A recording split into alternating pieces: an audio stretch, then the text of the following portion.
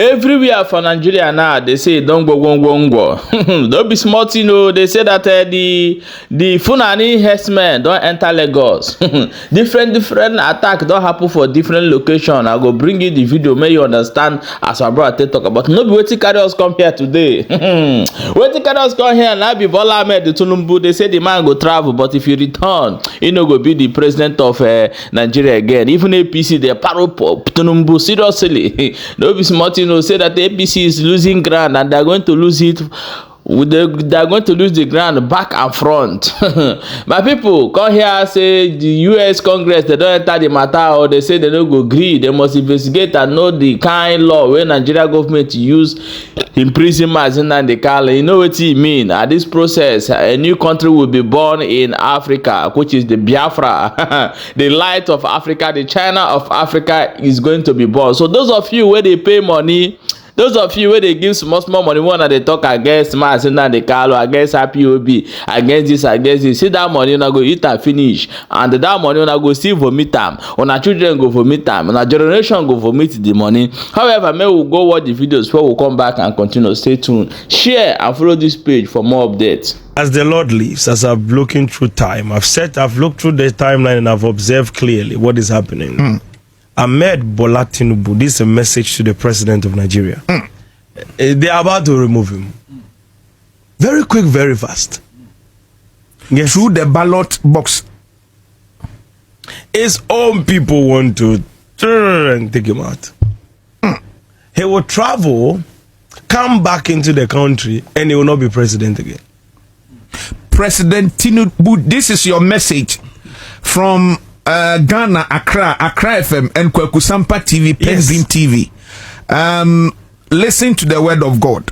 Exactly. Because there is going to be a lot of problems happening. And then when you go in, this is how the happenings will begin. I told you initially that there will be fighting, killing, attacks, and everything showing up. And then it will move further into Lagos. And then there will be chaos in Lagos. Once there is chaos in Lagos and there's a lot of problem, as if there's some terrorist attack and back and forth, and then it will hit into demonstration.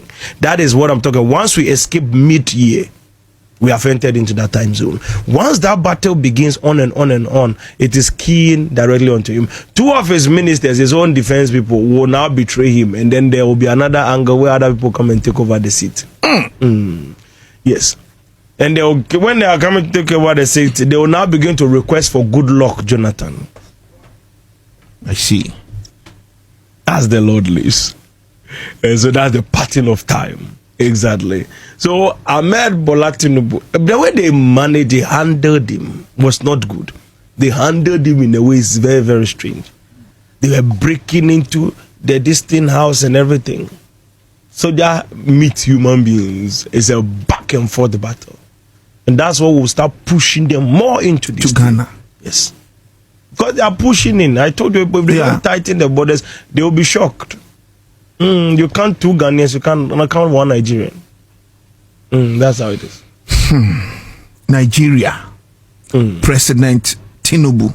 Ahmed Bola Tinubu. They will take him from there, and then that's where the problem begins. There will be uncertainty on the African continent. And that's the structure. Once they take him from there, it will trigger a whole wild line of operation. So from mid-year, we are going to witness all these things. Yes. In Nigeria. Yes. Omo Niger. Those people there are two people that are managing defense and everything in Nigeria. Those are the people if he wants to ever deal with these things.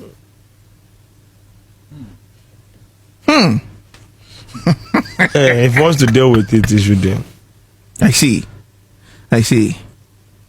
When he ain't come too much. I was say Tinubu.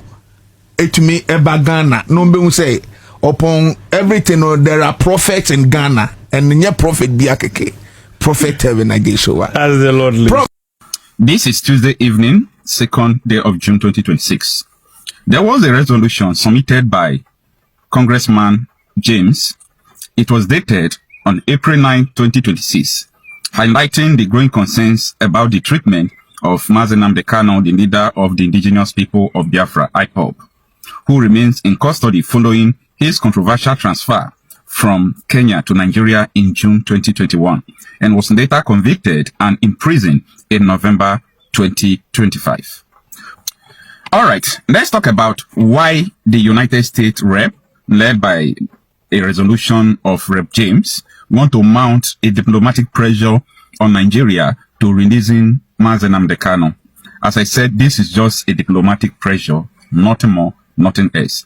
And they have a key evidence or a key reason why they are mounting a diplomatic pressure. And that is what I want to explain to you in this video. Now, if you remember in the year 2021, after the Nigerian government did what they did by kidnapping Nnamdi Kanu from Kenya, bringing him into Nigeria.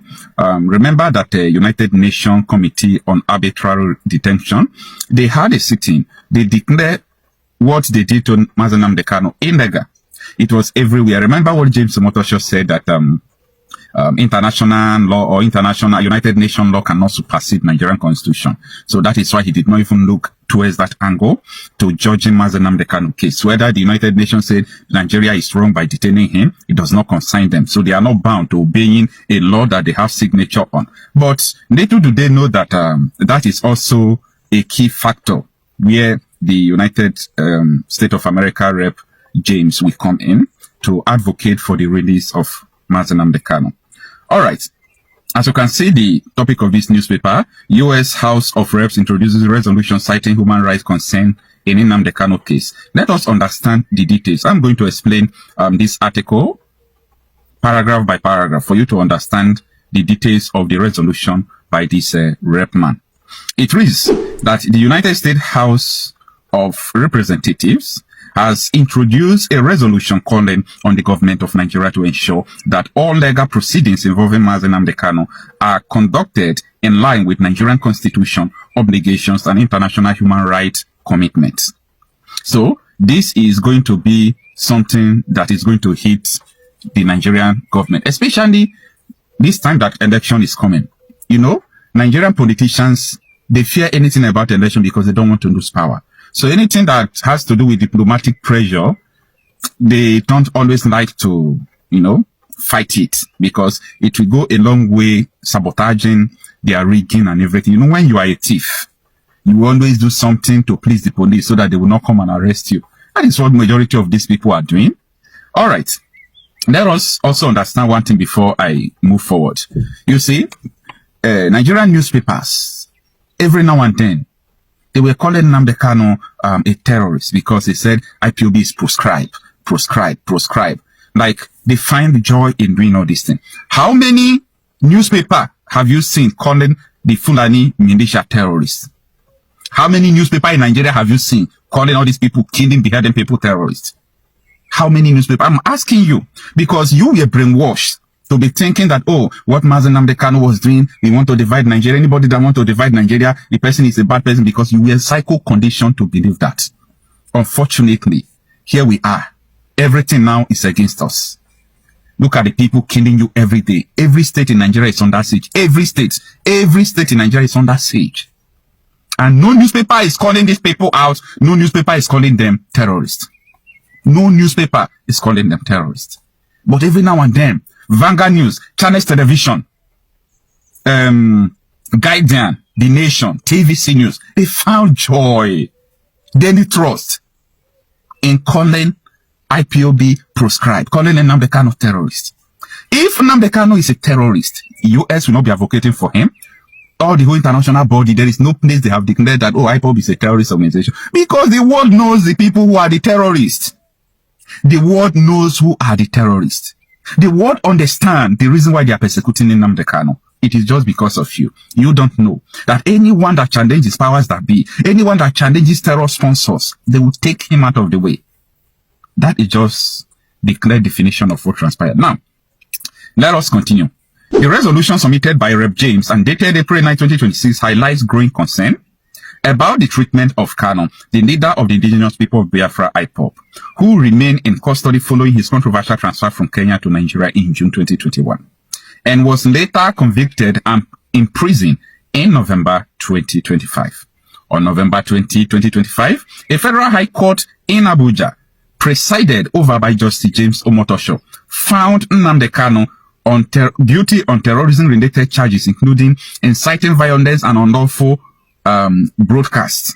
The judge sentenced Kanu to life imprisonment for count 1, 4, 5, and 6, opting against the death penalty, which is currently frowned upon globally. He also received concurrent 20-year and 5-year sentence for other counts.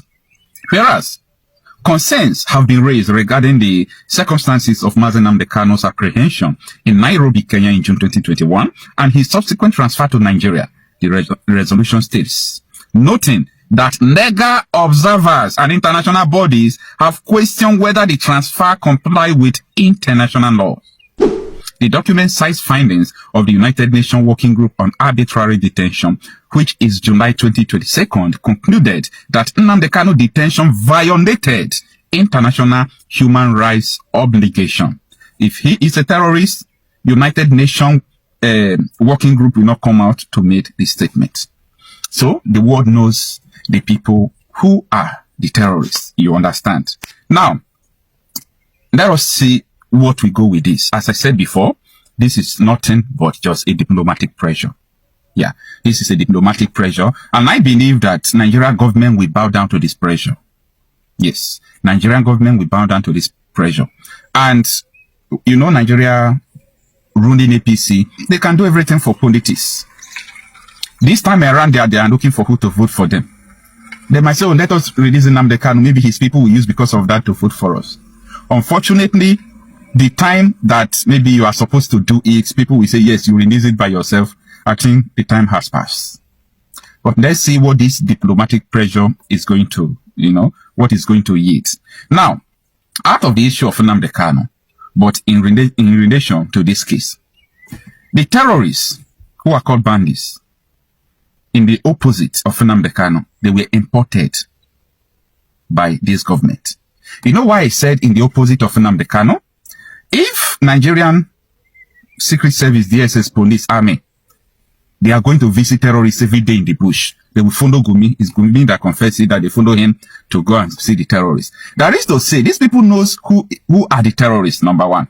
Secondly, if they say that Nnamdi Kanu is a terrorist, and they are now rehabilitating the terrorists, but the sentence sent to prison is just an opposite to tell you that he is not a terrorist. We know the terrorists in this country. We know the terrorists who are in Aso Rock, according to, Kunde Ondawumi. We know the governors who are terrorists. We know the terrorists who are in the Senate. We have proofs of everything that they are doing. So the government, they themselves are in trouble because the government is the government of terrorists. The evidence is everywhere. People who are sponsoring terrorism are in the government. They are paying terrorists. The people they are even paying confess it. The victims who stay with them confesses it. Nasser Rufai, who is part of Tinubu Kaba, who has been working with APC since, he knows that they are paying terrorists. He came to tell the whole world that Tinubu is paying terrorists. That does not exonerate him that he is also a good man. That he himself was not paying terrorists. No, that is not exempting him. But you know, when I am a thief, you are a thief. We know ourselves. So I can tell people what you are doing. That is the case of Erufai and Tinubu. Erufai coming out to expose Tinubu.